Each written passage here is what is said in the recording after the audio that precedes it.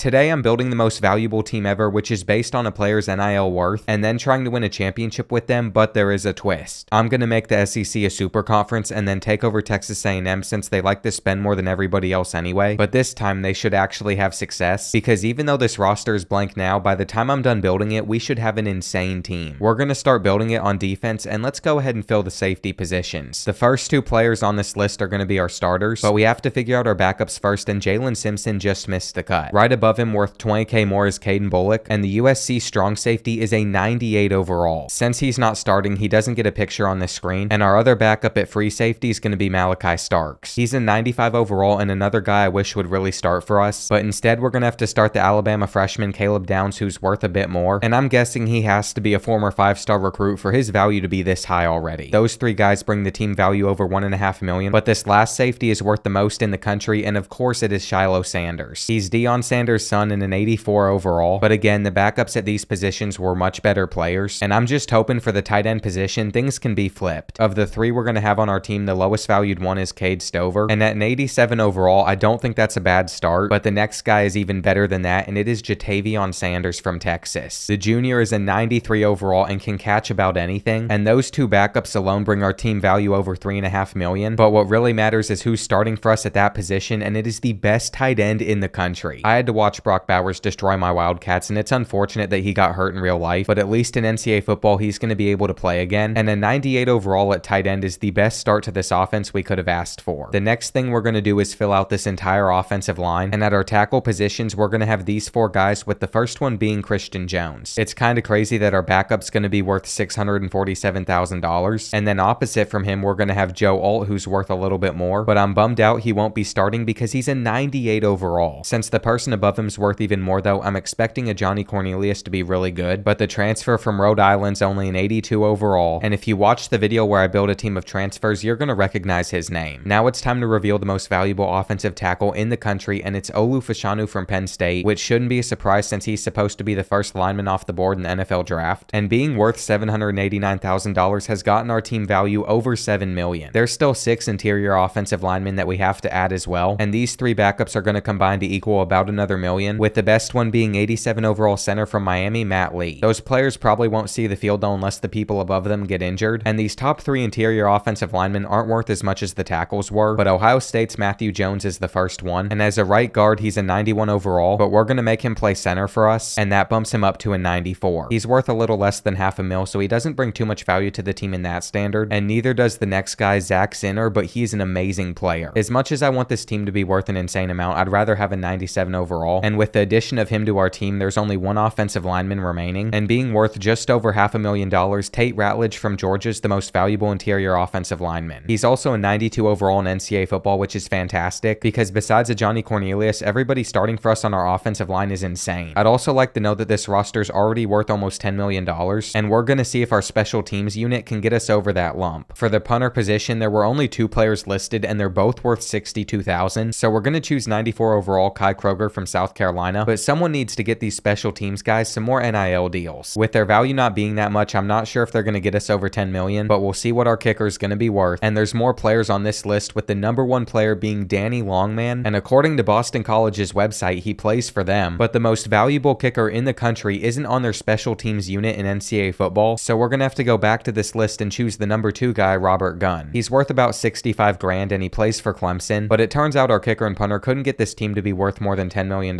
so our defense is going to have to finish the job, and let's get our defensive line sorted out. These 3 players are going to play defensive tackle for us, with our backups being Jerzon Newton from Illinois and Walter Nolan from Texas A&M, and what stinks is when you move Newton to defensive tackle, he becomes a 99 overall, but because he's worth less than the 2 guys above him, he probably won't see the field, and the final guy on this list that's going to be our starting defensive tackle is Byron Murphy II, who just went up $68 in value. I don't know what type of deal he took that paid him out that little, but even without it, he was the most valuable one, and he's a 90 overall. Just those 3 players alone have gotten our team value up about another $1.5 million, but to fill out all of our edge positions, we need to add 8 more players, and James Madison, Jalen Green at number 9 just missed out. James Pierce and Solomon Byrd are just going to be backups, and the same's true for Kamen Rucker and Jared Verse, but that one really hurts. The Florida State left end is a 98 overall, and he'd be a starter for us if he hadn't gone down $76,000 in value, but because he did, Jonah Ellis is going to start for us instead, and the Utah edge is only an 84. I'm sure he'll still do do fine for us, but our defense has some low-rated starters. And remember, I realigned the SEC to make it a super conference, so we need some better players, with our next one being Chris Braswell, worth about 700 grand. Even though he's valued super highly, he's only an 86 overall, but the combined value of this roster is now over 15 million, and left end Latu Latu is going to add another 730k to it. I'm thrilled that he made the cut, since the UCLA left end is their best player, and the final edge on this list, starting at right outside linebacker for us, is Dallas Turner, worth 787k. He's a 93 overall with stats like 95 block shedding, and it's like we have a Will Anderson 2.0 on our defense now. We just added a ton to it, but it's time to show our offense love again, and I think it's about time we figure out who our 5 wide receivers are going to be. Being worth 35k less than the guy above him, Luther Burden III is just going to miss out, but I'm not too worried about it because Malik Neighbors is also a fantastic player, and with a 94 overall being our wide receiver 5, we're just getting started. Next up, right above him, is Keon Coleman, who's worth 781 grand, but for whatever reason on this roster, he's only an 85 overall, so I'm just going to worry about our top 3, with Xavier Worthy being up next, and as a 97, this is the guy that's going to be playing in our slot. All of those wide receivers being worth a bunch has brought our team value over 19 million, and the final 2 are both worth more than $1 million,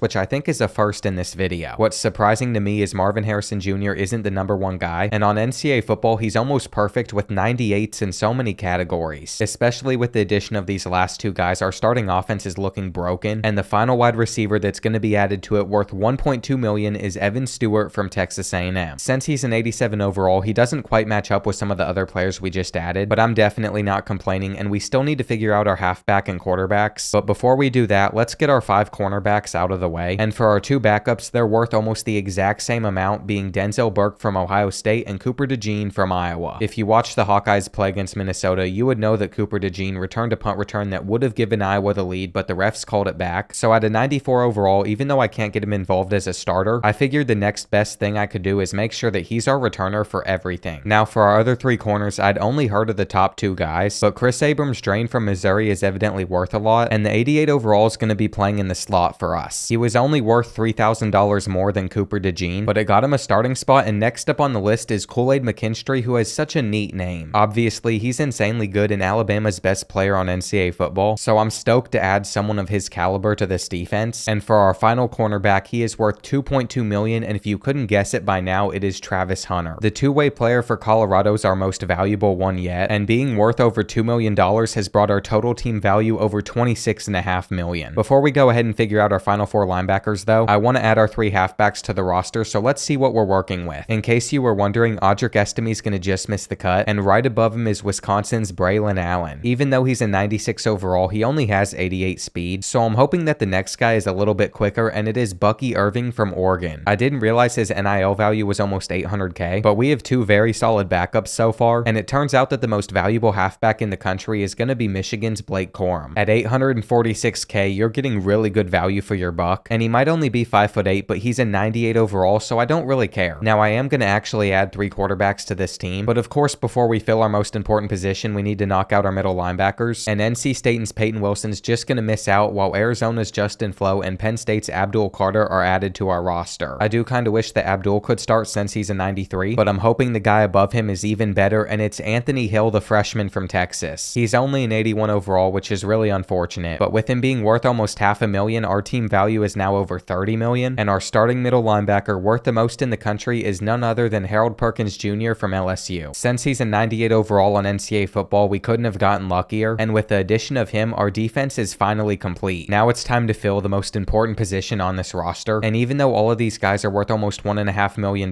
they didn't make the cut. In fact, pretty much everybody in the top 3 has double their value, and I'm a bit surprised that our quarterback 3 is going to be Caleb Williams. Even though he's considered the best quarterback in the country, he doesn't have the highest NIL value, and if you forgot about him, you'll remember him now as our QB2 is Arch Manning. Even though he's never played a down of college football, he's worth 2.8 million, and that's why NCAA Football only has him as an 82 overall, but our starting quarterback is going to blow those 2 guys' numbers out of the water. Worth a shocking $4.8 million, we have none other than Shadur Sanders from Colorado. His value is so high that the only college athlete worth more than him is Bronny James, but the people that worked on this roster have only made him an 85 overall, so it's a good thing that all of the talent surrounding him is incredible. In the end, this team ended up being worth more than 40 million in total, and I can't wait to see if we can win a championship in the Super Conference. With a schedule like this, I'm not sure if I could have made it any more difficult, but since most of our highest overall players aren't even allowed to start for us, we might run into a lot of issues, and I'm surprised we're projected to finish at the bottom of the new SEC. When you have a team worth $40 million, you expect to win every game, and our first one is at Oregon State, but they were one of the teams that wasn't even good enough to make the Super Conference, so we'll see if they're able to keep up with us. One thing I need to remember to do a lot in this video is try to run the ball, since we have Blake Corum and an amazing offensive line, but even with all of that amazing stuff, I am a bit worried about how our defense does in the long run. We have multiple players out there that are about an 80 overall, and with a few minutes left in the first half, they're threatening to score a touchdown, but we're going to hold them short, so they have no choice but to go for it on 4th and 1, and we were ready. Offensively, though, things might seem a bit disappointing so far. Shedeur Sanders is getting railed and fumbled it, so I'm not sure how to feel about this team. On 3rd and 16, they're just taking a check down, and it's pretty low scoring here in the first half, but we also have someone like Marvin Harrison Jr., so we might as well throw it up to him, and he ran straight by the corner like he would in real life. I don't know what I was doing trying to run the ball when we have somebody like him that's just going to make things so simple, and after switching things up offensively, we've maintained a 2 to 3 possession lead for the rest of the game, and Blake Corum is a chance to take this to the crib here to end it all off, just fight for a few more yards. He's also been extremely fun to use in this game, and on 23 carries, he still averaged 7.1 yards per carry. A few weeks into the season, almost the entire top 10 consists of teams in our Super Conference, and Alabama's the first team we're playing in conference play. It's at Bryant-Denny Stadium, so we might struggle a bit, but if we can continue to force Jalen Milroe to have to pass, I think we're going to be just fine against them. A lot of our defensive starters are from this team, but we have an even better defense than that, and Xavier Worthy's lack of awareness just cost us a first down. Luckily, to end the first quarter, we should get on the board first here with Shedeur, and I really want a team to try this in real life where they spend $40 million on a roster and see if they're able to win a championship. One thing I've noticed is with this offensive line, there's just so much time to make a read, and this play is a perfect example, as I'm going to now find Marvin Harrison Jr. If Alabama can't get anything going offensively, this one's going to be over quick, and here in the fourth quarter, it's obvious that they never could, as they only have 3 points, and they're looking to pick up this 3rd and 15 where they're going to get close. But even if we can't stop them on 4th down, I don't think they're going to win, and unlike the Falcons, we know how to hold on to a 28-3 lead. I'm also very happy with how Shedeur Sanders has done so far, so even if it is a bummer that we're not allowed to use Caleb Williams, I know that Shedeur will keep this team on track, and if he was to get hurt, we'd see what Arch Manning could do. But at least on this play, we have Blake Corum taking the snap out of Wildcat, and that is something I never want to do again. Let's just throw it to Marvin Harrison Jr. Now, in real life, Brady Cook and Missouri have been pretty scary to play against, but I don't think the same is going to be true for NCAA football, so that's why this is technically a non-conference game, and I didn't include them in the Super Conference. But why did Keon Coleman just give up on his route mid-play and not catch this football coming right at him? That was the laziest thing I've ever seen, so Shedeur's going to have to fight for a touchdown, and we might be patiently awaiting for the day that any team gives us some issues. How did they just pick up that first down? I mean, it's not going to matter since we'd go on to pick them off and go up 21-0, but if we're going to have a roster this good, my goal is to have the #1 defense in the country, and on this 3rd and 7, we just need to hold Missouri. There's plenty of players over there. Come on, someone make the tackle on Cooper. There we go. Here at the end of the 3rd quarter, it seems like they're about to finally score as Nathaniel Pete just keeps fighting, but our defense has an opportunity to hold strong, and we do. I really don't understand why Missouri is kicking a field goal, but I guess they've just accepted defeat, and we only had to put up 21 points to beat them. 3 games into the year, we haven't come close to losing yet, but there's much more difficult matchups coming up, and since the Tar Heels lost to Virginia, I'm afraid that they might not be one of them. Drake May's already on an early 3rd and 10, and he's just going to go with the halfback screen. Travis Hunter's not going to make the tackle though, and what a first down from them. That would go on to lead to the opening touchdown, so we have to respond back, and I don't know how Blake Corum didn't get in on that play. After intercepting Drake May, we do have the ball back again, and that comeback route is wide open to Evan Stewart, but I just realized that even though he's our wide receiver 1 on the depth chart, we have not been feeding him the same way we've been feeding Marvin Harrison. I need to do better at spreading it around more, but I don't want to switch too much up since it's working well, and Evan Stewart's going to break 1 tackle and 2 here. He wanted to reach the end zone so badly, and with our offense finally playing well, this is going to get out of hand. I just don't see how North Carolina could keep up, and instead of running out the clock, we're going to go for 1 more touchdown. I'd like to hang 50 points on them, and we're so close to making it happen, but in order to be successful, we have to get this 2-point conversion, and we're going to. That's another dominant win for Texas A&M, and again, Shedeur wins player of the game. I don't think it's any surprise that he's leading the Heisman race, and I'm glad we have a bye week to rest before things get really tough, because the rest of these games are against other teams in our Super Conference, and it's going to be miserable. To be honest, all 4 playoff spots at the end of the year should go to teams from our conference, but since we're all going to beat up on each other, that won't happen, and I'm just glad we're playing USC at Kyle Field. Because of their defense, you could argue that they're not a top 15 team, but they have somebody like Caleb Williams, so it's going to go back and forth, and I figured that they belonged in the Super Conference anyway since they are very OP on NCAA football. It would be amazing if we could hold them on an early 3rd and 5, but I got stuck on a defensive tackle. Caleb Williams is going to get the throw out, and how did Travis Hunter just get toasted that bad by Brendan Rice? It looks like at the beginning of his route, he stuck stuck with him really well, and that one cut just threw him off, and I can't believe it, but oh, Caleb Downs knocked him out of the way as well. Okay, that makes more sense. Either way, it's only 6 points, and I'm expecting us to score a lot more today, so we should be just fine. And on this option run, I'm going to pitch it last second to Blake Corum for the easy touchdown. We've yet to stop this USC offense though, and on 2nd and 10, Caleb Williams is trying to make a play, but Harold Perkins Jr. made sure that that was not happening. And on 3rd and 9, they're just going with a wide receiver screen, which is not going to get them anywhere. However, with a minute and a half left, we're still only up by 4, so we've maintained our 1 possession lead throughout the entire 2nd quarter, but Caleb Williams could end us. If he can lead his team down the field for a touchdown, we're going to take our first loss of the season, and he continues to try to scramble. So it's probably best if we just send a blitz his way, and that halfback screen got boxed up. If I learned anything from that, it's send as much heat as possible, and with 1 first down, we're able to seal a win. But you'll notice Bucky Irving is in and Blake Corum's out for 4 weeks. Because Bucky's still a good running back, I don't think it's going to cause us too many issues, but in order to seal our win, we need to pick up 1 first down, and we couldn't get it. I am going to feel so stupid if we end up losing, but that was one of the worst play calls I've ever seen. And did they just do it again? No way that this works out for them. Oh my gosh, if they take this to the house, I'm going to break something. With 1 deep play, USC can end our undefeated season. Caleb Williams has a lot of time back there. We just need to sack him. Come on, Perkins, make the tackle. This is definitely a wake-up call that this team is not unbeatable, but at least we're going to get the interception to end the game, and I don't even want to return it for a touchdown. If we're going to win our conference, we got to be on top of it, and going into week 8, we're the only undefeated team remaining. Now our defense has to stop Washington's high-powered offense, though, so it's probably best if we just run up the score on offense, and we're already going to get into the end zone with Keon Coleman. I have even better news, though, as you'll notice that Michael Penix isn't in the game, and that's because he's out with a strained back. So now I'm feeling a lot better about this, and I might as well just try to roll out and float this ball to Braylon Allen, who catches it in the tight window. He's been in the game for the entire drive, which makes me think that Bucky Irving got hurt, and he strained his bicep, but he's only out for the game. What should have been a high-scoring matchup has been the complete opposite, but we're about to go up 21-0. But in the end, we'd only win by 10 because Washington scored a ton of garbage time points on us. If anything's going to be our weakness, it's still our defense, but if Shedeur can keep this level of play up, we should be okay. Dylan Gabriel and Oklahoma are next up on the schedule, and even though they already have 2 losses, they're ranked number 10, so I guess it shouldn't be a shock that approaching the end of the first quarter, they're beating us by 7. We're going to need to do a lot better offensively, but this is only our 2nd drive of the game, and Evan Stewart's going to get us the first, so I was expecting we'd score a touchdown, but now we're on a 4th and goal, and thankfully we're going to get in. It has been a low-scoring battle where Oklahoma is about to pick up the first down, and with this field goal, we're now losing 10-7. We really need to end the first half with a touchdown, and our best option is probably just throw it up to Marvin Harrison Jr., who is wide open, and I don't see any reason why we shouldn't just do that in the second half as well. I'm going to go deep for the 2nd time, and this one's going to be caught or not. He had this ball in his hands right here, but then it just slipped out of it, and with a few minutes remaining in the 4th quarter, we're still only up by a few points, so it's crucial that this drive ends with a touchdown, and I'm going to have to take this corner out with the beautiful throw. Dylan Gabriel and this Oklahoma offense have been surprisingly really difficult to stop. That's going to be a touchdown, but we still only need 1 first down to end it, and that's going to be game. That was a very hard-fought win, and with Oregon, Texas, and Georgia still on our schedule, we're going to need more of them, but at least Shedeur Sanders has stayed at the top of the Heisman race, and besides Michigan, most of the other Super Conference teams are beating up on each other. Utah might be the last game where we don't have Blake Corum, but even though he's been injured, we've been fine without him, and when you spend a couple million on your running back room, I guess that's what you should expect, but Utah's been very good defensively, forcing a safety and holding us to 7, so I'm hoping we can end the half with a touchdown, and I might as well just try to take off with Shedeur Sanders. On this Dynasty file, you'll see that Cam Rising is healthy, and he is in the game right now. He's about to throw up a prayer, and this has got to be intercepted, but it's dropped. We'd still get the defensive stop there, but we're going to need another one with a minute remaining in the 3rd quarter, because Utah is threatening to take the lead with this drive, and we've already held them to 2 field goals, so I'm confident that we're going to do it again, but it's very concerning that they've gotten down this far, and on 3rd and goal, Cam Rising's just going to take the flat, which is locked up. Our recent games have been way too close, and they're being aggressive on a 4th and goal where they're going to have to go with the pass, and Cam Rising's just going to take the underneath, which we're going to hold. Now, since we're on the 1-yard line, we're not in a great position, and I don't want to take another safety, but I'd also love to not have to punt the ball back, and Marvin Harrison Jr. is going to help us get the first down plus a lot more. I don't know what happened at the end of that play as he kind of just fell over by himself, but we've been able to move it all the way down the field and score a touchdown. Utah would respond back quick from there, but we're going to try to go over the top with Xavier Worthy, and that throw was put perfectly on the money. He's going to stride all the way to the end zone by himself, and with 10 seconds left, Utah's really going to need a miracle, but I don't think they're going to get it, because in just 6 seconds, they would need 2 touchdowns, and they got the first. I mean, all we have to do is recover the onside kick, but I hate it being this close, and we cannot play that way against Oregon next week. It's on the road, so I'm already nervous, and we're playing at a packed out stadium where both teams teams have already scored a touchdown, but Blake Corum is back this week, and that's going to make our offense even harder to stop as the little 5'8" dude is so quick. What is happening? I saw multiple players like number 33 just not even make an attempt to tackle him, and it's made it super simple to march down the field on the Ducks. We then go on to pick off Bo Nix, so if we score a touchdown here, it's going to be 21-7, and as good as Oregon is, we are a team that you don't want to fall behind on. It's going to be very hard to come back when we just continue to rack up the points, and here on this 3rd and 12, they're going with a halfback screen, but we're going to be all over Bucky Irving. Our version of him is going to help us run out the clock in this blowout win, and I'm so glad that we finally played well again. I don't know how South Carolina has been able to jump us in the polls though, because they've been playing in the American and they only have one ranked win. I mean, all of our opponents have beat up on each other, but we still have a much tougher schedule, and we're just going to have to beat Texas so bad that they give us our spot back. It's the Lone Star Showdown, and the weather couldn't be any worse, so I wouldn't be surprised if points were hard to come by, and Texas is already going to get held on this first 3rd and 16. I'm hoping that passing on 3rd down is going to work here. There's somebody open, but Shedeur couldn't get it out in time, and we wouldn't cross midfield again until the end of the first half, where we are losing to the Longhorns 21-0. I don't want to talk about it. I just want to end the half scoring a touchdown to get it back within 14, and after taking a terrible sack there, time is ticking, but that is a laser. We cannot lose to Texas at home. That would be so embarrassing. Shedeur is getting pressured though, and there is nowhere for him to go, so the Longhorns would score again, and at this point it almost feels like all hope is lost in this game, because even though we're driving again, we're still trailing by 21, and if we wait long enough, I think Evan Stewart's going to find some open space in the end zone, but that is a tight window. Our biggest issue has just been stopping this Texas offense, as we are about to give up another touchdown, and yes, it's also a problem that we have only put up 14 points up to this point in the game, so now we just got to start sending it, and it's important to note that Shedeur Sanders has not done bad. He is 17 for 21, no turnovers, and this is going to be his 3rd touchdown of the day, but as time winds down, we are going to have to score quickly, and with nothing open on this play, we have waited a long time for this to develop. Evan Stewart's going to hold on to it, and we should just punch this one in with Shedeur. I'm also going to go for the 2-point conversion just to be annoying, and Blake Corum is a bit quicker, so now we must trust our defensive unit who has put us in this position in the first place, and I'm stacking the box because we're expecting the run, but they're still going to get it. We have no choice but to sell out for it, and that's going to get it to a 3rd down, but all Texas needs is 4 yards, and they're not going to get it. The ball is in the hands of Shedeur Sanders, and this comeback win over our rivals would be so sweet if we're able to pull it off, but with no timeouts, it's going to be tough. 3rd and 10, it feels like our only option is to try to go over the top to Brock Bowers, who ran right by that linebacker. What a read from Shedeur, and all credit has to go to him because he put that ball exactly where he needed to. Now Marvin Harrison's down at the 2, and it looks like Texas has choked as long as Brock Bowers is going to hold on. What a remarkable comeback from us that I'm expecting to just carry into the end of our season, as we are the better team than everyone else, and they almost caught that. It would have been terrible if we lost on that play, but Shedeur Sanders fought hard for the win, and when he has an actual offensive line around him, he is really good. I'm almost certain that we could lose a game and still make the 4-team playoff, and our spot in the Super Conference Championship is almost secured, so against 3-8 LSU, we're just going to hope for the best. And why does the weather have to be this bad? We don't do well in the rain, as we are losing 31-10 in the 4th quarter, and I guess it's time to try and go for another comeback. But after last week, I don't see how we could have another one in us, and I'm not sure why we went for the 2-point conversion, as Shedeur is not going to get there. It's so frustrating that we are at this point, but we are going to lock up this halfback screen to Logan Diggs, and Cooper DeJean has done nothing on kick returns so far, but maybe he can on this punt return. Come on, you've done it against Minnesota, now you can do it against LSU. This is what we need for our comeback. Keep going. If we could score immediately, we are going to be back in the game, but going for that 2-point conversion might come back to bite us, as we're going to need this one, and again, it doesn't work. Now, if we don't get a stop on this 3rd and 3, I'd say it's all over. They are going to float it up though, and Kool-Aid McKinstry's going to pick it, so we still have a fighting chance, and I want to protect this undefeated season so bad. We need to take this corner route to Keon Coleman, and on the next play, I'm looking at the other side of the field, but there was no time. This is a 97 overall tackle worth almost $1 million